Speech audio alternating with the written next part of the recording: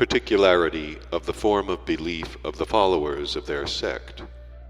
and which to others were arcana. Around the outside wall, on its inner side,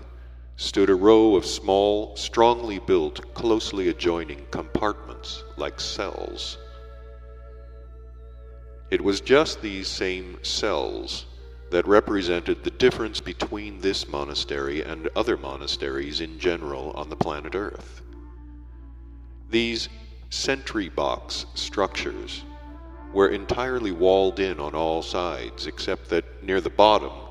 they had a small aperture through which, with great difficulty, a hand could be thrust. These strong sentry box structures were for the perpetual immurement of the already deserving beings of that sect, and they were to occupy themselves with their famous manipulation of what they call their emotions and thoughts until the total destruction of their planetary existence. And so, it was when the wives of these self-tamer sectarians learned of just this that they made the said great outcry. In the fundamental religious teachings of this sect, there was a full explanation of just what manipulations and for how long a time it is necessary to produce them upon oneself in order to merit being immured in one of the strongly built cells, there to receive every 24 hours a piece of bread and a small jug of water. At that time, when we came within the walls of that terrible monastery, all these monstrous cells were already occupied, and the care of the immured, that is, giving them once in 24 hours through the aforementioned tiny apertures a piece of bread and a small jug of water, was carried out with great reverence by those sectarians who were candidates for that immurement, and who, while waiting their turn, existed in the said large building that stood in the monastery square. Your immured favorites did indeed exist in the said monastery sepulchres until their existence, so full of deprivations, half-starved and motionless, came quite to an end. When the companions of the immured learned of the cessation of the existence of any one of them, his planetary body was removed from the improvised sepulchre, and immediately, in the place of the being thus self-destroyed, another similar unfortunate fanatic of that maleficent religious teaching of theirs was immured. And the ranks of these unfortunate fanatic monks were being filled up by other members of that peculiar sect constantly coming from Pearl Land. In Gemchania itself, all the adherents of that sect already knew of the existence of that special, convenient place for the actualization of the finale of their religious doctrine, purporting to have been based on the exact instructions of Saint Buddha. And in every big center they even had what are called agents who helped them to get there. Having rested and fed our biped and quadruped workers, we left that melancholy place of sacrifice to the same wretched organ which, in the rumination of certain most high cosmic individuals, had for some reason or other, without fail, to be implanted into the presences of the earliest three-brain beings of that ill-fated planet. My boy, we left there, as you can well believe,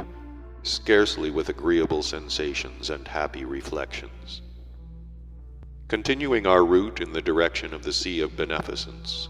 we again passed through terra firmas of very many different forms,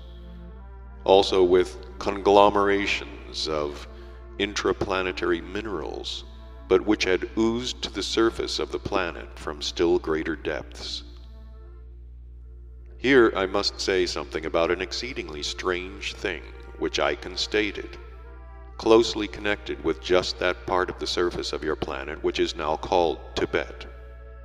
At that period, when I was passing through Tibet for the first time, its heights were indeed also unusually far above the surface of the earth. But they did not differ particularly from similar elevations on other continents and on the same continent, Ashark or Asia, of which Tibet was a part. But when during my 6th and last personal stay on the planet Earth there, my way again took me through those, for me, extremely memorable places. I just then constated that in the interval of the few score of their centuries, the whole of that locality had projected so far from the planet that no heights on any of their continents could even be compared with them. For instance, the chief range of that elevated region through which we had then passed, namely the range of elevations which the beings there call a mountain range, had in the interval projected so far from the planet that some of the peaks are now the loftiest among all the abnormal projections of that vainly long-suffering planet. And if you climbed them, you could possibly, with the aid of a Tescaano, see clearly the center of the opposite side of that peculiar planet. When I first constated that strange phenomena occurring on that remarkably peculiar planet of yours, I at once thought that in all probability it contained the germ for the arising of some subsequent misfortune on a great common cosmic scale. And when I afterwards collected statistics concerning that abnormal phenomenon, this first apprehension of mine very soon more and more grew in me. And it grew chiefly because in my statistics, one item concerning that phenomenon there showed an increase in every decade. The said item concerning those Tibetan elevations referred just to this: which of the terrestrial, as they are called, planetary tremors, or as this is expressed by your favorites, earthquakes, occur to that planet due to these excessively lofty elevations? Although planetary tremors or earthquakes frequently occur to that planet of yours from other interplanetary disharmonies also, that have arisen in consequence of the two already mentioned great transapollonian perturbations, the causes of which I shall sometime explain to you. Nevertheless, most of the planetary tremors there, and especially during recent centuries, have occurred solely on account of those excessive elevations. And they occur because, in consequence of those excessive elevations, the atmosphere also of that planet has acquired, and continues to acquire in its presence, the same, that is to say, what is called the blastigochlornian circumference of the atmosphere of the planet Earth has acquired in certain places, and continues to acquire an excessively projecting materialized presence,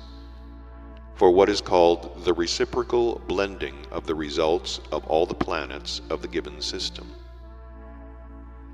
with the result that during the motion of that planet, and in the presence of what is called common system harmony, its atmosphere at certain times hooks on, as it were, to the atmosphere of other planets or comets of the same system. And owing to these hookings on, there occur in the corresponding places of the common presence of that planet of yours just those said planetary tremors or quakes. I must also explain to you that the region of the calm